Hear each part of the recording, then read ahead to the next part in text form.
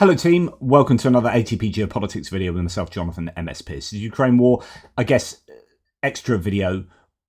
I played you the speech from David Lammy, UK's Foreign Secretary, yesterday. As a whole, I played his whole speech at the UN because I thought it was really very good. And lots of you saying thank you for showing us that in full. I'm going to do the same with Radoslaw Sikorski, who is the Polish foreign minister and a staunch supporter of Ukraine, because I think it's important to listen to his speech as well in full. So here it is. Hopefully it is something that is of use to you. And I'll give the floor to His Excellency Mr. Radoslaw Sikorski, Minister for Foreign Affairs of Poland. Madam President, Excellencies, the Russian ambassador predicted that this debate will consist of, quote, hackneyed statements dictated by Brussels. It's a lie. I assure you that what you're about to hear, I wrote myself. The Russian ambassador claims that Russia does not bomb civilian targets. That's a second lie. 2 weeks ago, I visited the Ukrainian city of Lviv, where a townhouse was hit with a Russian Kalibr missile. This is the result. A man saw his wife and 3 daughters taken out of the rubble, dead. All of them were civilians. All of them lived far away from the front line, and all of them were killed. The Russian ambassador has talked about children's graveyard in Gaza, which is indeed a tragic situation. Well, Ukrainian children are targeted not only with bombs. Thousands have been kidnapped and taken into Russia, where they are brainwashed in order to strip them of memories and of their national identity. Russia claims that these children are orphans, left alone in a war zone. Another lie. Many of them were separated from their parents, either by accident during attacks or deliberately by the aggressor's army. Independent reports revealed that, and I quote, officials have deported Ukrainian children to Russia or Russian-held territories without consent, lied to them that they weren't wanted by their parents, used them for propaganda, and given them Russian families and citizenship.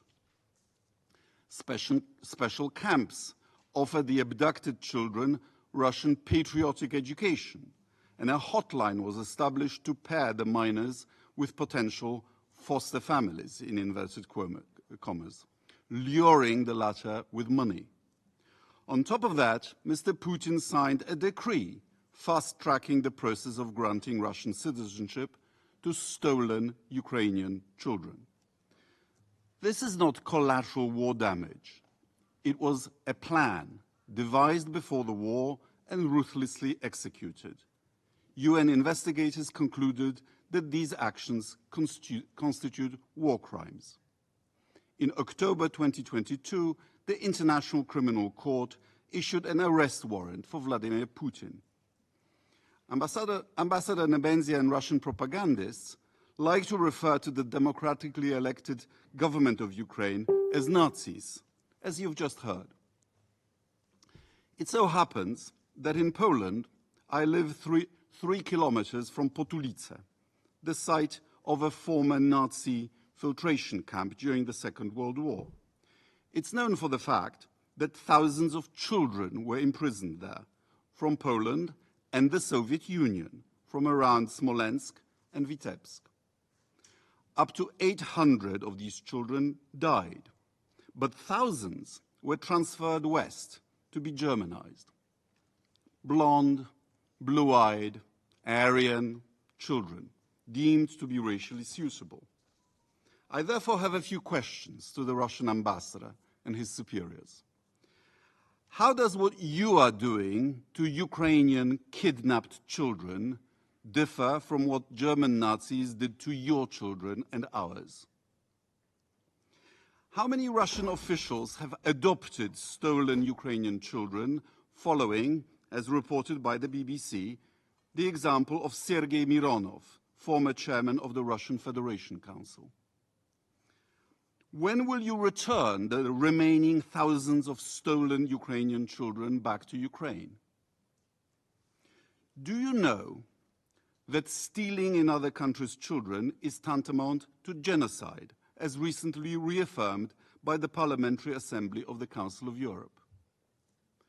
Do you remember that diplomats and propagandists of a genocidal regime are also criminals, as Soviet prosecutors argued at Nuremberg with reference to Ribbentrop and Streicher?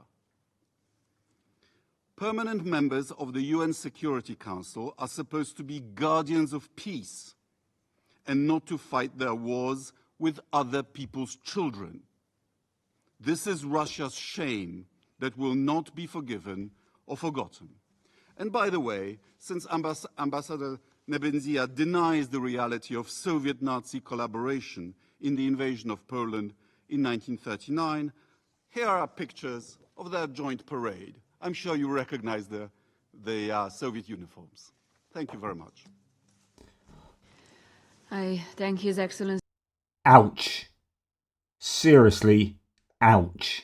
What was so brilliant about that is not only are we talking about genocide, we're talking about the emotive subject of children, about filtration camps, about brainwashing, but it's to link it with what is a sensitive moment in Soviet Russian past here by saying, you talk about Nazis, you're always calling the Ukrainian government Nazis. Well, if you are that morally outraged by such fascism, you were outraged when the German Nazis did this to your children back in the time of the Second World War. Well, you are doing the same to Ukrainian children. What do you say? This is a direct question. How do you square that circle? Really, really strong speech there from Sikorski. I love it. Really measured, really pointed, and then the Ribbentrop pact, the Soviet Nazi pact, and shaking the hands there.